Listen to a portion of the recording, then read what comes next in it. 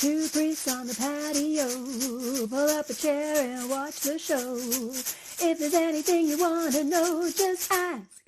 Two priests on the patio, yeah. Hi there. Welcome to Two Priests on the Patio. My name is Jeff Ward. I am the priest at St. Cuthbert's Anglican Church in Southeast Oakville. I'm Sue Ann Ward. I'm the priest at Grace Anglican Church in Waterdown. We're going to continue our summer series talking about how to use the Bible. Last week we introduced the wisdom nature of the four Gospels. And this week, though, we're going to go deeper. We're going to talk about Jesus as a wisdom teacher and try to highlight how Jesus' teachings were different, unique, even radical, in a way that was different than the teachings of his predecessors, and that is what makes him so unique. And I think also what got him in so much trouble with some of the Pharisees and Sadducees and other leaders in the temple. Which is a great way to lead into what we're talking about, because Jesus didn't just follow the laws. And that is certainly what set him aside. He was called a rabbi. People called him rabbi, teacher. And rabbi in the Jewish tradition has a very particular meaning. It has a role that is very different than the priests of the temple, than the Pharisees, the Sadducees, people who were very strict adherents of the law. And instead, Jesus was trying to teach wisdom that would allow people to be able to figure out for themselves in their own lives how they should live so that they can be the best people they can be. It was all about transformation and a change in consciousness. So it was about movement from being sort of tribalistic and having animal instincts to being a more loving and compassionate person. So it's about transformation from being dualistic and judgmental to being inclusive and unifying. So it's a whole new thing for some folks. His teaching was so radical that it allowed all people to be able to follow it, and not just people of the Jewish faith, which would have been true if you had been Jewish, if you had been part of the temple, if you'd been part of their Judaism, the faith of the Jewish people. He was teaching in a way that could be applied by anybody, and that was very unique and very radical. Mm-hmm. And you see in his teaching style great similarities to some of the wisdom books in the Hebrew scriptures. For example, when Jesus is teaching, he would say things like, a foolish person builds their house on sand, but a wise person builds their house on rock. And that's something that you might expect to read in the book of Proverbs. Which, of course, could be taken literally. You really don't want to build a house on sand unless you're really good at figuring out footings and things like that. But it can also just be taken personally. So, in other words, more metaphorically, what is it that means to us as a person for me to build my life on something solid and not on something that can move, right? And Jesus changed things, and he knew that he was changing things. So we have Jesus saying in the Synoptic Gospels, all three of them, which is Mark, Matthew, and Luke. Thank you. He says in all three of those Gospels that you can't put new wine into old wineskins because they will burst. In other words, you can't put his new teachings into the old ways, perhaps into the traditional laws, because it just won't work. It'll burst. And Jesus also said things like, you have heard it said, but I say to you.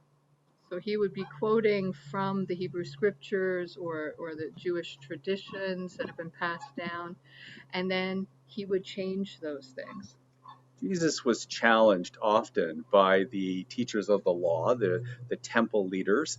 For instance, when he and his disciples were working and eating on the Sabbath in a way that they thought was breaking the law, Jesus would tell them, no. you've got this law thing wrong. Obviously, people need to eat. People have to be able to do things, including helping one another, healing people who are sick on the Sabbath. They don't take the day off for that. So he was teaching that the Sabbath is still important, but the application of the law needs to be considered. And that the law isn't rigid, right? We're not to follow the letter of the law, we're to follow the spirit of the law. So the spirit of the law of the Sabbath is that human beings need to rest and human beings need time to focus on their relationship with God. This is good, this is healthy, this is healing. But if somebody's in need of help, whether it's a human being or an animal, we help on the Sabbath. And the good thing about this teaching is that it means that it can be applicable forever. It's timeless, right? Mm. So let's just say if you went by the letter of the law, at Sabbath started on Friday evening at sundown and went until sundown on Saturday. Well, if you were a nurse and you're working in a hospital and you're working on the weekend and you're working a shift, you wouldn't necessarily be able to take that time off, but you could still take another time that would be considered Sabbath time. Right. Well, we talked a bit about the fact that Jesus taught in parables. He told stories, down to earth stories that people could relate to. So he told stories about fishing to fishermen and stories about scattering seeds to farmers. Um, and that was a way of getting them to think. Those stories, and there's more than 40 parables that Jesus told all together across our Gospels, they weren't clear cut, here's what this story means exactly. They were open ended.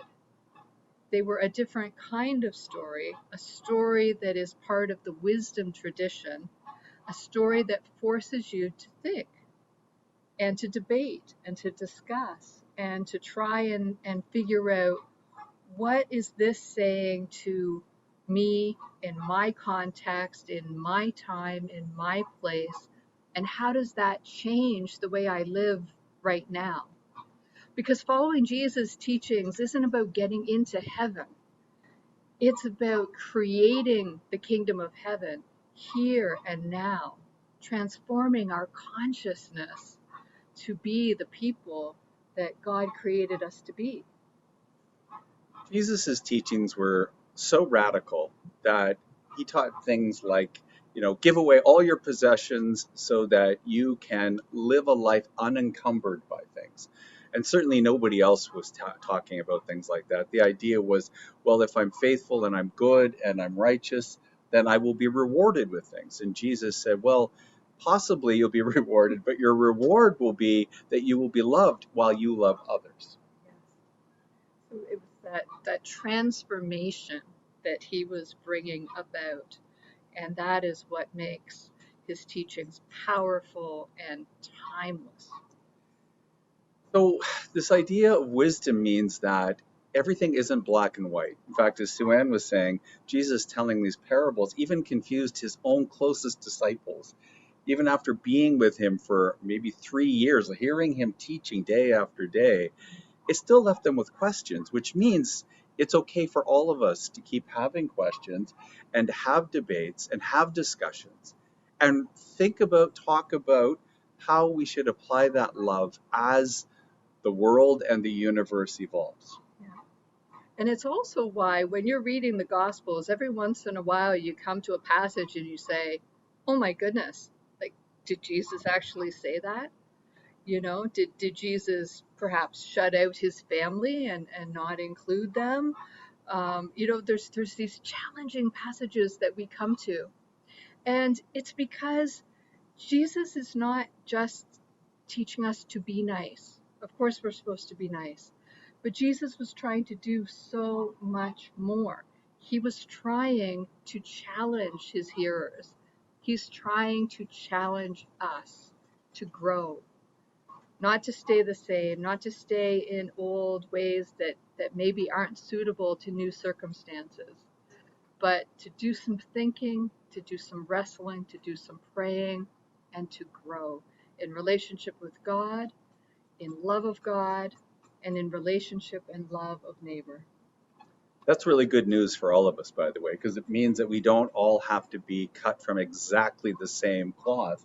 We can be who we were meant to be, which might be very unique and very different from the next person beside us. And by the way, it also means we can change and evolve throughout our lifetime. So we don't just have to be some perfect law abiding person throughout our entire life, always doing exactly the same thing over and over again. So this is good news for all of us. So I hope that we have invited you to perhaps look at our scriptures in a different way and to really enjoy them and to find meaning and growth in them. That certainly was the case for St. Paul. And next week, we are going to be talking about his epistles and what Paul seemed to believe and seemed to teach those first Christians. It will hopefully help us all to realize that there's wisdom in all of that teaching that we can apply. And by the way, from now until then, please, please debate, question. The more uncomfortable you feel reading the scriptures, especially the gospels, the more likely you are that you are looking at those seriously and you're really considering how they can apply in your own life. For now, please take care of each other, love each other.